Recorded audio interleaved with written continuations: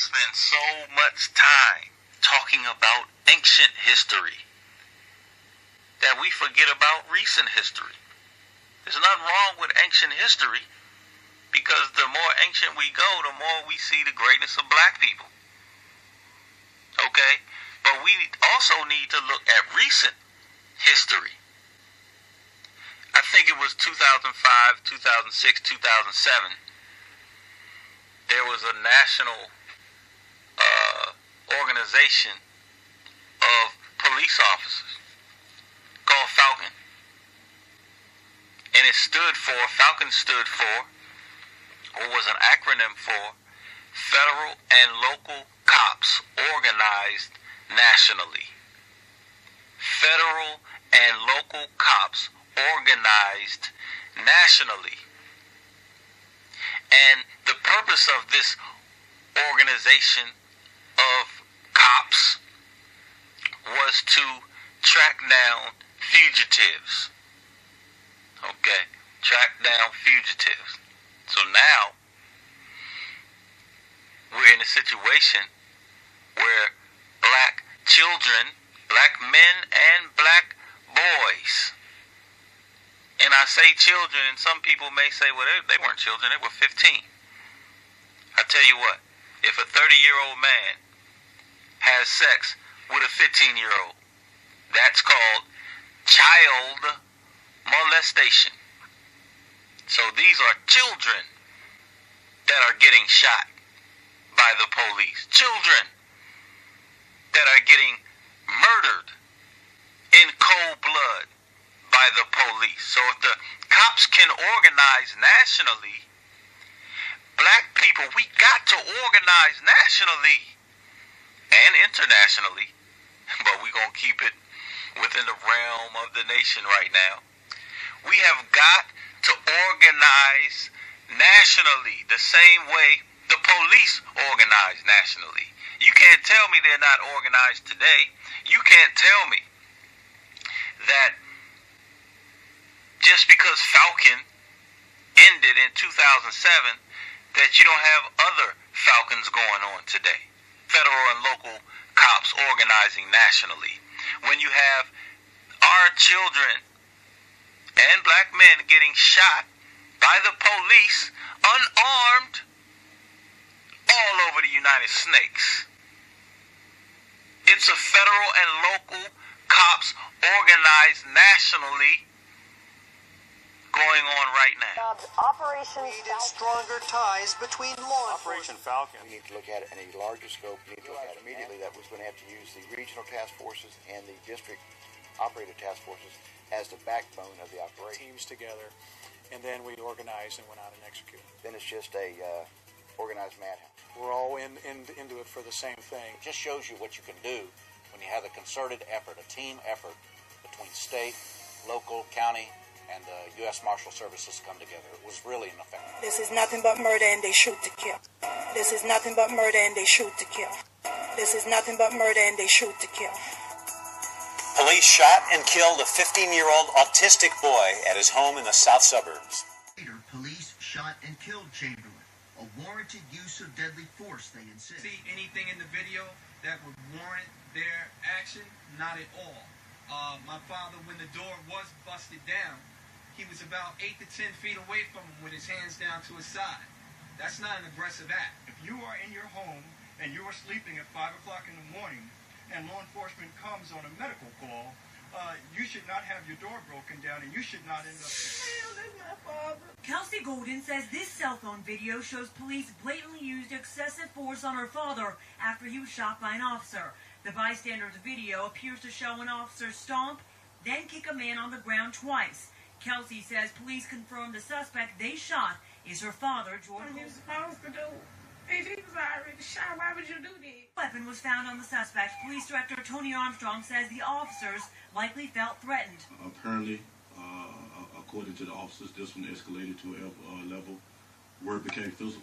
And during that physical altercation, they felt that their lives were in danger. Double locked in search. But somehow, minutes later, police say they heard a thumping noise, turned around, and found Chavis dead, shot in the head in the back of the squad car. Vehicle right now!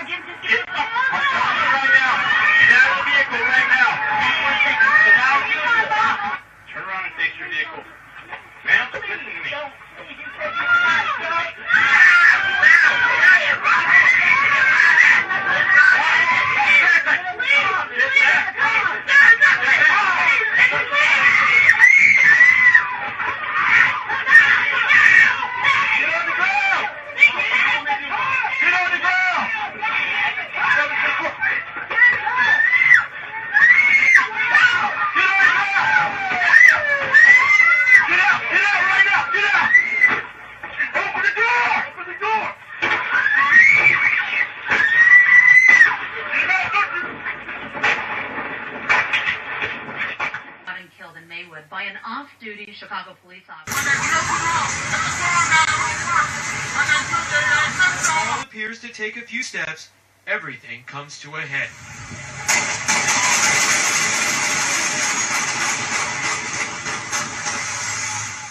Local media report 46 shots were fired. Others says Saginaw police overreacted.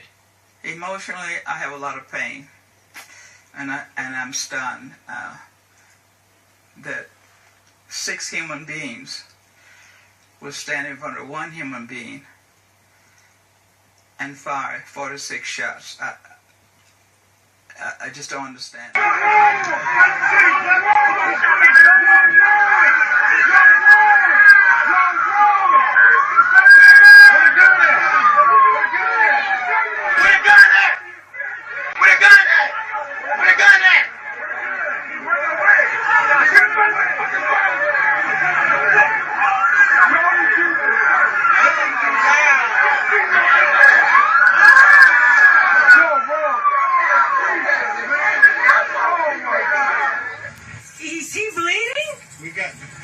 I'm bleeding.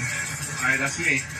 No, I got medical here. They're come check me out, make sure he's okay. Papa! Here, I need you to get this. I'm not gonna get through your stuff. Get your ID out for me, okay? What I want you to do is right here, I want you to have a seat. Right on this phone, okay? I'm recording. That's fine. You can record from over here, okay? Papa! Is he okay? He doesn't move! They've got it. They're gonna take care of him. He doesn't move! You kill him! Point where he's just on the floor, he's not moving at all, and you hear one of the cops say, "Calm down, sir," because he knows that the wife is taking footage of it, right? Calm down, he's not even moving, and they're trying to make a point that no, this guy is dangerous, and then you also hear him say, another cop say, "No, I'm the one bleeding." Yeah, where's you all the blood? No, I'm bleeding. No, he's bleeding from the head, and he's gonna. It was a combination of his heart suddenly stopping due to a prior heart condition, which was complicated by the police restraint. Something that makes the West family believe in a conspiracy. In the world, in the community, in Baltimore City, you are not safe. You are not safe at all. Who is not? Who's not? In Oakland, California, videotape has emerged showing a BART police officer fatally shooting an unarmed African-American man. Hey, you got any, sir? Where's that? Let me see your ID.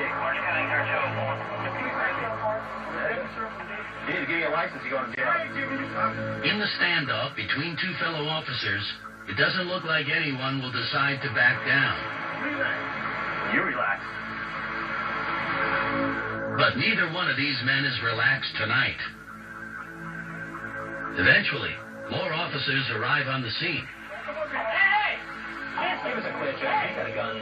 Unfortunately for the plainclothes officer, the backup that's arrived is from the arresting officer's precinct. Stop resisting us, sir! Stop resisting us!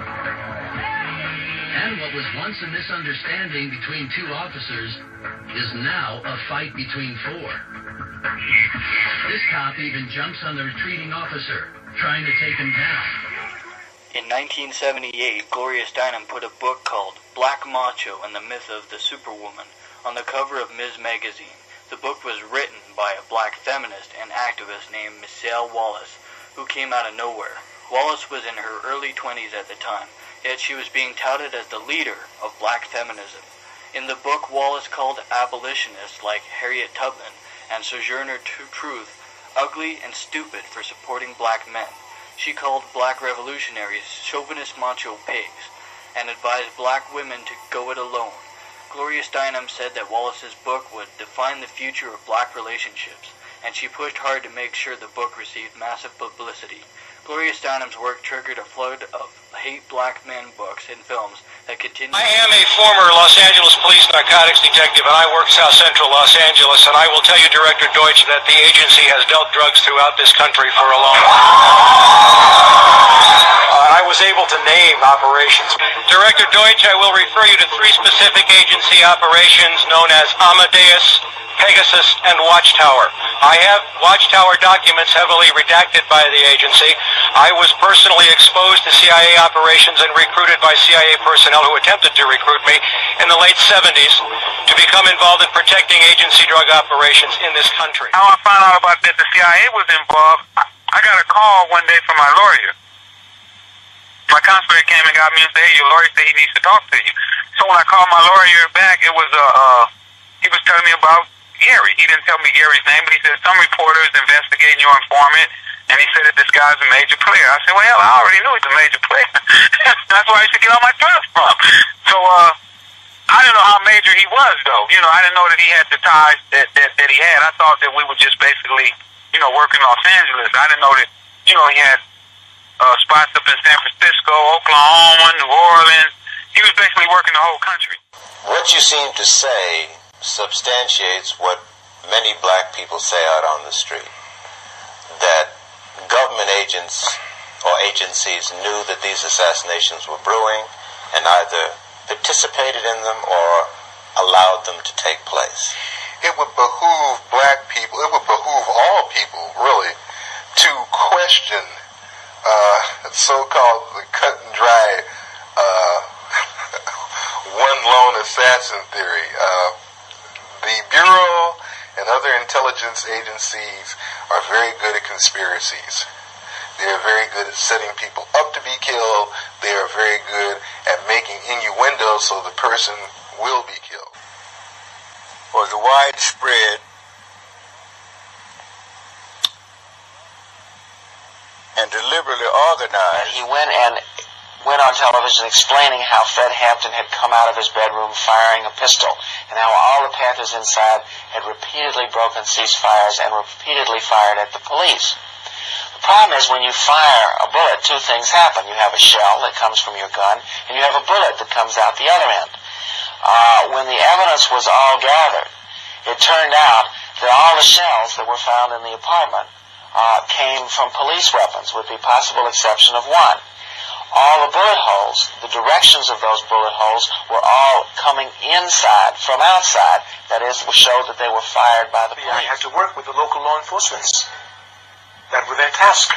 So it's clear here, first of all, they have comradeship from being in the same type of job, law enforcement agencies, and they were comrades from being in the South there together, not having too much work, joking together, and probably had social life together. And since the local police were the enemies, were our enemies, and the FBI was supposed to be our allies, it meant an automatic split between them. The Muslim movement was full of police. So don't you think anything is going down that they don't know about? The only thing that goes down is what they want to go down. And what they don't want to go down, they don't let it go down. And sisters, we have to realize that we are under attack. And it's an organized attack, a nationally and internationally organized attack. So you don't have to like me. I don't have to like you.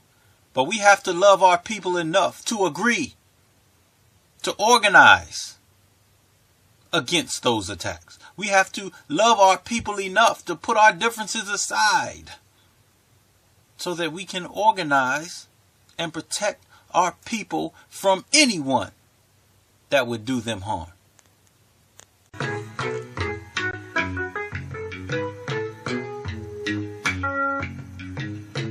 This is Daku,